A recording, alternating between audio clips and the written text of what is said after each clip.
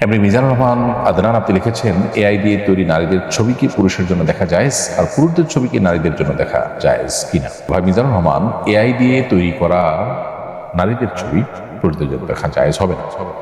যদিও সেই নারী রিয়েল কোনো নারী নয়, কিন্তু একজন পুরুষের জন্য একজন নারীর দিকে অবলোকন করা, গায়ের মারাম নারীর দিকে দৃষ্টিপাত করাটা যে কারণে হারাম, সেই কারণটি এখানে বিদ্যমান আছে।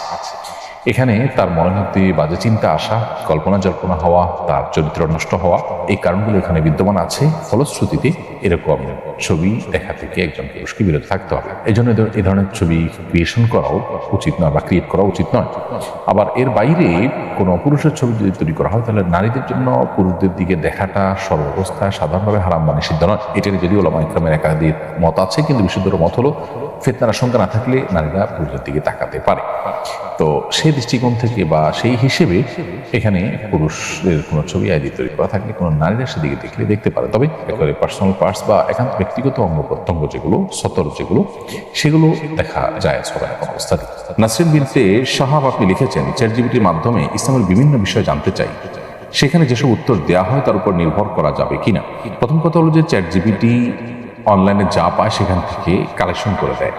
তো অনলাইনে যা কিছু আছে তার সব কিছু তো সঠিক নয়। অতএব চ্যাটজিপিটি বা এআই এই সমস্ত টুলগুলো ব্যবহার করে আপনি শরীয়ী প্রশ্ন, বিশেষ করে হালাল হারাম, ঈমান আকীদা, এই জাতীয় গুরুত্বপূর্ণ বিষয়গুলোকে আপনি সেখান থেকে জেনে আমল করার চেষ্টা করবেন না, এটা ভুল হবে।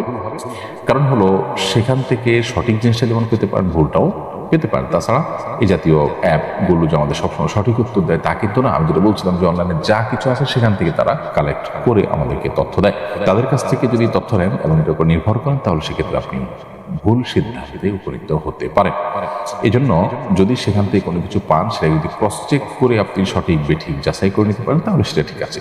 আর না হলে সেটা ঠিক হবে না। কারণ মোহাম্মদ বিন সিরিন রাহিমাহুল্লাহ বলেছেন, ইন্না হাদাল ইলমা দীন ফানজুরু আম্মান তাখুযুনা দীনাকুম। নিশ্চয়ই কোরআন হাদিস ভিত্তিক এই যে ইলম, এই যে নলেজ, ইসলামিক নলেজ, এটা কিন্তু দ্বীনের অংশ, এটা আমাদের ধর্মের অংশ।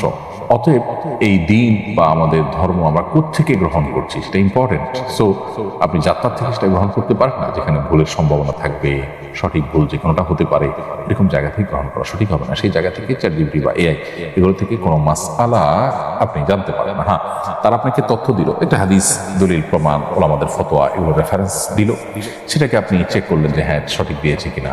প্রয়োজনে তারা তো অনেক সময় ওয়েবসাইটে লিঙ্ক দেয়, সেই লিঙ্কে গিয়ে আপনি চেক করলেন, দেখলেন, এরপর ভিত্তি করে আপনি আমল করতে পারেন। অর্থাৎ সরাসরি তারা হালাল বা হারাম বলে দিল আর সেটার উপর আপনি আমল করলেন, এমনটি করা উচিত হবে না। অনেক বাড়ি মালিক বড় পরিবারকে বাসা ভাড়া দিতে চান, যদি শুনেন বাচ্চা 3-4টা, তাহলে ভাড়া দিতে অস্বীকৃতি চান, এটা জায়েজ আছে কি? আছে। মৌলিকভাবে তো কোনো বাড়িওয়ালার এই অধিকার আছে যে তিনি কার কাছে ভাড়া দিবেন না দিবেন, কোন ক্রাইটেরিয়া দিবেন না দিবেন, এটা কিন্তু তার ব্যাপার। কিন্তু এটা জায়েজ আছে মৌলিকভাবে তার জন্য। তবে সন্তান বেশি দেখে ভাড়া না দেওয়া, একটু পানি বেশি খরচ হবে বা বিল্ডিংটা বেশি খরচ হবে, এটা নিশ্চয়ই ছোট লোক, নিশ্চয়ই সেটা অনুচিত কাজ। একটা হলো আইন, জায়েজ না জায়েজ হওয়ার বিষয়টা শরীয়ত আইন দ্বারা নির্ধারিত হয়, কিন্তু আরেকটা আছে নৈতিকতার প্রশ্ন। নৈতিকতার প্রশ্ন এটি অনুচিত একটা কাজ। বিউটিবি এর থেকে লিখেছেন, আমার ফজরের নামাজের পর ঘুম আসে, এর কারণে আমার ক্ষতি হবে। ফজর নামাজের পরে না ঘুমানোটাই উত্তম, কিন্তু এটা এমন কোনো বিষয় না যে কারণে গুনাহ হবে। এমনি তোফাইল আপনি লিখেছেন, আমি অনেক কাজে আল্লাহর কসম করেছিলাম, তারপরে রাখতে পারিনি, এদিকে আমার পাপ হবে? কি আমল করলে পাপ মুক্তি পাবো? আপনি কসম করে থাকলে কসমের কাফারা দিতে হবে, যদি কসম ভঙ্গ করে থাকেন, কসম যদি রক্ষা না করে থাকেন। আর কসমের কাফারা হলো আপনি 10 জন মিসকিনকে খাবার খাওয়াবেন কিংবা 3টা রোজা রাখবেন। যতটা কসম ভঙ্গ করেছেন ততগুলোর জন্য আপনাকে কাফারা দিতে হবে। তো ইন্টারমিডিয়েট পর্যায়ে চতুর্থ বিষয় হিসাবে সংস্কৃত নিয়েছিলাম, কিন্তু কিছু অনুবাদে মনে হচ্ছে হিন্দুদের দেবীকে আল্লাহর সাথে তুলনা করা হয়েছে। এগুলোতে কি গুনাহ হবে? পরিবর্তন করে ফেলা উচিত? ইন্টারমিডিয়েট পর্যায়ে পড়ালেখা করতে গিয়ে আপনি এই যে পরিস্থিতির শিকার হয়েছেন বলে আপনি বলেছেন, সেগুলো সন্দেহাতীতভাবে বিশ্বাসের জায়গা থেকে করলে তো ইমানে যাওয়ার মতো বিষয় থাকবে। হিন্দু দেবীকে নওয়াজুবিল্লাহ আল্লাহর সাথে তুলনা করার এই বিষয়টাকে আপনাকে ঘৃণা করতে হবে। পরীক্ষার হলে আপনার এটার উত্তর দেওয়া ছাড়া কোনো উপায় নাই, সেই জায়গা থেকে আপনি যদি লিখে থাকেন, তাহলে সেক্ষেত্রে ইমান হয়তো যাবে না, কিন্তু এটা গুনাহ হবে, সন্তানদের আপনার তওবা করা উচিত। পুরো পরিবর্তন করার সুযোগ থাকলে তো অবশ্যই পরিবর্তন করে ফেলা উচিত, যেহেতু এখানে গর্হিত কাজ করার প্রয়োজন হচ্ছে। সাইম ইসলাম আপনি লিখেছেন, ঘুমানোর সময় লুঙ্গি টাকনুর নিচে পরা যাবে কিনা? ঘুমানোর সময় লুঙ্গি টাকনুর নিচে যদি চলে যায় তাহলে তাতে কোনো অসুবিধা হবে না। বিগত সপ্তাহে সম্ভবত এই প্রশ্নটি এসেছিল এবং এর উত্তর আমরা দিয়েছিলাম। সাধারণ স্বাভাবিক অবস্থাতে একজন পুরুষের লুঙ্গি, পাজামা, প্যান্ট, চাদর, জুব্বা এগুলো টাকনুর নিচে যেন না যায় সেটা খেয়াল রাখতে হবে। হাদিসে কঠোরভাবে নিষেধ আছে। শোয়ার পরে যদি সেটা চলে যায় তাহলে সেটা আসলে মানুষের একে তো ইচ্ছার বাহিরে, দ্বিতীয়ত এটা সাধারণ এবং স্বাভাবিক অবস্থা নয়, যার কারণে এতে কোনো গুনাহ হবে না ইনশাআল্লাহ তাআলা। তবে স্বাভাবিক অবস্থাতে টাকনুর নিচে যেন আমাদের লুঙ্গি, পাজামা, প্যান্ট ইত্যাদি না যায় সেই দিকটা আপনাকে খেয়াল রাখতে হবে। এছাড়া মেহরাব হোসেন এম আপনি লিখেছেন, নামাজের মধ্যে হাঁচি এলে নামাজ হবে কিনা? এই সময় করণীয় কি? হাঁচি যদি আসে নামাজ হয়ে যাবে। হাঁচি আসলে নামাজ হবে না এমন কোনো কথা নেই। হাঁচি আসলে হাঁচি দিয়ে থামানোর চেষ্টা করবেন, বা হাঁচির সময় মুখে এতে হাত দেওয়ার চেষ্টা করবেন আশেপাশে মানুষের যেন গায়ে আপনার কোনো ময়লা না যায়। এরপরে প্রশ্ন হলো, বেনামাজি পিতা মেয়ের বিয়েতে অভিভাবক হতে পারবেন কি না? বাবা বেনামাজি হওয়ার কারণে অভিভাবক না হতে পারলে অভিভাবক কে হবে? বাবা বেনামাজি হওয়ার কারণে বিয়েতে অভিভাবক হতে পারবেন না, ব্যাপারটা কিন্তু সেরকম। বরং বাবা অভিভাবক হতে পারবেন এবং বিয়ে বিশুদ্ধ হবে। মা বাবার মধ্যকার সম্পর্ক ভালো না, কাউকে কিছু বলতে ভয় পাই, কি করেন? মা বাবার মধ্যে সম্পর্ক যদি ভালো না থাকে আপনি ভালো করার চেষ্টা করবেন এবং আপনি বিনয়ের সাথে তাদের সাথে উভয়ের সাথে সুন্দর আচরণ করবেন।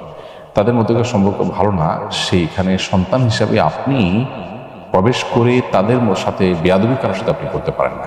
পারলে তাদেরকে মিল করার চেষ্টা করবেন, তৃতীয় পক্ষকে এঙ্গেজ করার চেষ্টা করবেন, কিন্তু কোনো অবস্থাতে আপনি নিজে ভূমিকা নিতে গিয়ে কারোর প্রতি বেয়াদবি করবেন না। বিনয়ের সাথে আপনি কোনো উদ্যোগ নিতে চাইলে সেটা আপনি অবশ্যই নিতে পারেন। শান্ত ইসলাম লিখেছেন, জুমার দিনে মৃত ব্যক্তির জন্য মসজিদে মিষ্টি দিয়ে দোয়া চাওয়া হয়, তখন ইমামের সাথে মোনাজাত করা যাবে কিনা? প্রথম কথা হলো যে মসজিদে মিষ্টি দিয়ে দোয়া চাওয়া এই কালচারটা সঠিক কোনো কালচার নয়। মৃত ব্যক্তির জন্য দোয়া এটার কোনো বিনিময় দেওয়া উচিত নয়। আপনি যদি বলেন যে এটা আমি এমনি মানে সওয়াবের উদ্দেশ্যে খাওয়াচ্ছি, তাহলে সেটা মসজিদে কেন? এখানে তো দোয়ার জন্য বলেছেন, ভালো কথা। আপনি মসজিদে বহু রাস্তায় বহু গরিব মানুষ সেখানে দেন, তো এখানে দেয়াটা মূলত দোয়ার এক ধরনের বিনিময়ের মতো, যেটা না যায়। আর দ্বিতীয়ত হলো যে মসজিদে এ ধরনের মিষ্টি বিতরণের যে কালচারটা সেটা আসলে এটা দৃশ্যত বিনিময়ের মতোই দেখায়। আর যদি বলেন যেটা মসজিদে আগত মুসলিমদেরকে আমি খাওয়াচ্ছি মুদ্রাকে সওয়াবের আশায়, তাহলে সেটা ইসলামের সওয়াবের উদ্দেশ্যে মানুষকে খাওয়ানো যায়, সেটা সেই যুক্তিতে জায়েজ হতে পারে। আর আপনি দোয়াতেও শামিল হতেই পারেন, দোয়াতে করতেই পারেন।